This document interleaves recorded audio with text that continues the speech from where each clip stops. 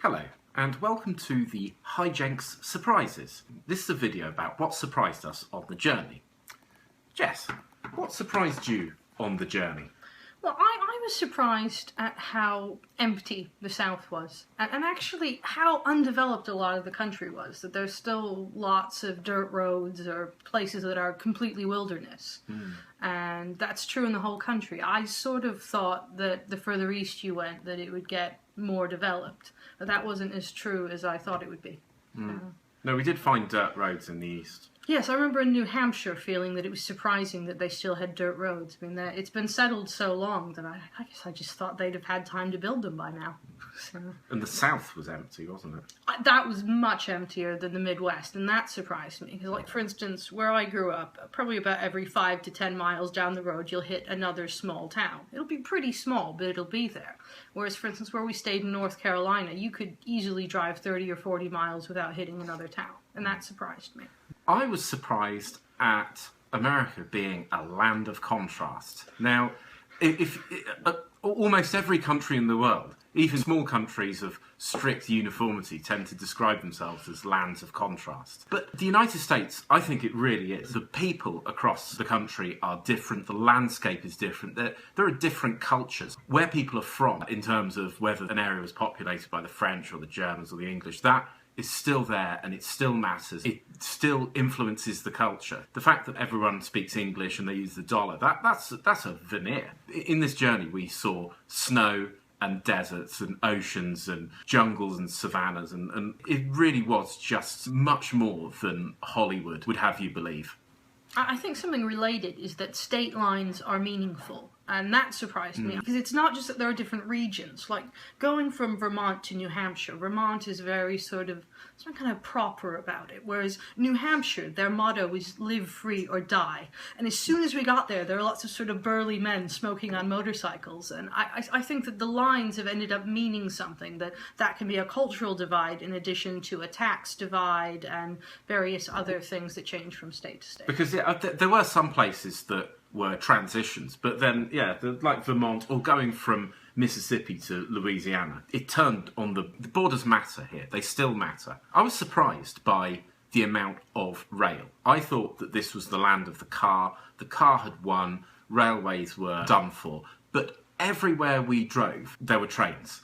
And they were goods trains. I think that in terms of private transport, the car has won. But goods trains are absolutely everywhere. Part of the reason we saw them is because they run them alongside roads, but they were just everywhere. And mainly we saw oil, coal and goods. That's how stuff gets around. Another thing that surprised us was just how far we travelled, and we did about twice as much as we thought. When we first talked about this, Chris said he thought we could do it in about 10,000 miles, and I said, sure, that sounds good, we can probably do that. We travelled much longer in time and much further in space than we thought we would. So we drove 20,000 miles and were away for 21 weeks, so it was just a week short of 5 months. I thought we would be round in 3 at the most, and I just went on Google Maps and drew something and added 1,000 miles. That just didn't cover it at all, because when we decided to visit all the states, the United States is like 4 states deep, so we had to wiggle around and also you have to get in and out of cities, so yeah, that was incredible. I didn't think I'd do anything like that. Something that surprised me was, even growing up here, I didn't know just how into the world's biggest whatever Americans were. Things like The Simpsons make jokes about the world's biggest bowl of twine or something. But there are so many roadside things that are enormous and weird, and I think especially from the Midwest westward, you get just dozens of these, like the world's largest buffalo. I mean, you can't help but be slightly surprised just coming across that in the middle of North Dakota, because it's weird. I thought that was because cities and towns, they're much more isolated. They can fail. They can disappear. We went to somewhere that disappeared, and they're more like private organisations that are competing with each other. So to get themselves on a map, they'll have to have the world's largest shoe or something like that. There are thousands of these things. But something else is, and I just never even thought about this, that almost all of the hotels we stayed in were run by Indian families. And I don't mean American Indian, I mean Indian from India. I looked this up, and it turns out that I think it was the New York Times did something on this, that 70% of American motels are run by someone called Patel, which is a common Indian surname in a particular region of India. It's just not something that I saw on television. I just didn't know. It's just a little known fact. Yeah. Something that neither of us were expecting is that about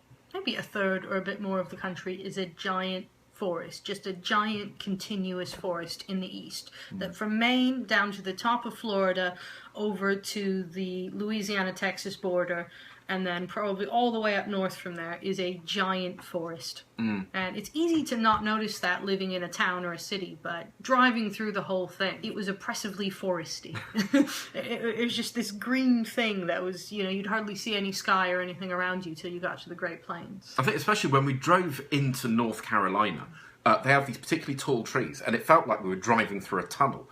There was a dual carriageway, or divided highway as they call it. Even the bit in the middle that divides the highway had trees in it, so you couldn't even see the traffic on the other side. So it was quite hard to see things. But then when you got out to the west sort of opens up because you get the prairies and then it becomes a desert. And the west was really epic. And almost every scene was some giant mountain. Everything looked really big. I wasn't expecting that because it's happened suddenly. It became, epicness or epicity happens very quickly. And weirdly, what I was really surprised about was the place that started being epic was Oklahoma. I wouldn't have bet any money on that, but Oklahoma has this amazing giant sky, and that sky just stays bigger, or it feels bigger. Obviously it's the same sky, but it feels bigger from there till you get to another forest in California. So you have several giant states of just epic big sky and beautiful sunsets. And driving around, and we didn't just drive on interstates and highways, we drove on small roads, but there was construction almost everywhere. Almost everywhere had new roads being extended, building projects, with the exception of the south. The south seems to not be expanding that much. We saw more abandoned buildings with weeds growing through them. But no, the amount of... America is just not built yet. It's not finished. It's just incredible, the amount of effort that's being put into this place. And the population must be increasing or something, because it's just everywhere.